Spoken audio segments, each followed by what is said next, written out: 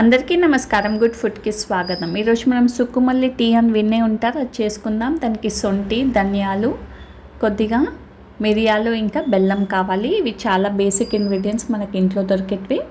నేను ఇక్కడ 2 cups tea prepare చేస్తున్నానండి. దానికి 2 టీ స్పూన్స్ ధనియాలని లైట్ గోల్డెన్ బ్రౌన్ కలర్ వచ్చేంత వరకు లో ఫ్లేమ్లో వేయించుకోవాలి. వేగిన తర్వాత ఇందులోకి మిరియాలు వేసేసుకోవాలి, కొద్దిగా దంచుకున్న సొంటి కూడా వేసేసుకోవాలి. ఇవన్నీ దోరగా వేయించుకోవాలి. మీకు ఎక్కువ క్వాంటిటీ చేసి పెట్టుకోవాలంటే కూడా చేసుకోవచ్చు. ఇలా అన్నీ వేయించుకున్న వాటిని చల్లార్చిన తర్వాత కోర్స్గా పౌడర్ చేసేసుకోవాలి. మీరు ఎక్కువ క్వాంటిటీ చేసుకుంటే గ్రైండ్ చేసేసుకోవచ్చు. ఈ టీ తీసుకుంటే మనకి బెనిఫిట్స్ ఏంటి అంటే ఇండైజెషన్ ప్రాబ్లం ఉన్నా తగ్గుతుంది. ఏ టైంలో అయినా తీసుకోవచ్చు. అంటే మార్నింగ్ బ్రేక్ఫాస్ట్ లేదా లంచ్కి ముందైనా తర్వాత అయినా, ఈవినింగ్ టీ ఆర్ నైట్ డిన్నర్కైనా తీసుకోవచ్చు. దీంతో మనకి జలుబు రాకుండా ఉంటుంది. వర్షాకాలంలో, చలికాలంలో ఇమ్యూనిటీ కూడా పెరుగుతుంది.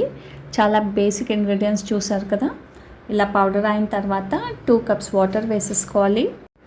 ఇలా వాటర్ కొద్దిగా బాయిల్ అవుతుంటే ఇందులోకి మనం చేసి పెట్టుకున్న పౌడర్ని వేసేసుకోవాలి.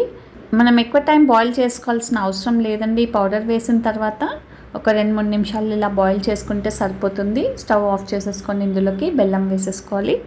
ఇలా కవర్ చేసేసుకొని కొద్దిగా లూక్ వామ్ అయిన తర్వాత మనం దీన్ని ఫిల్టర్ చేసుకొని లూక్ వామ్గా తాగితే చాలా బాగుంటుంది.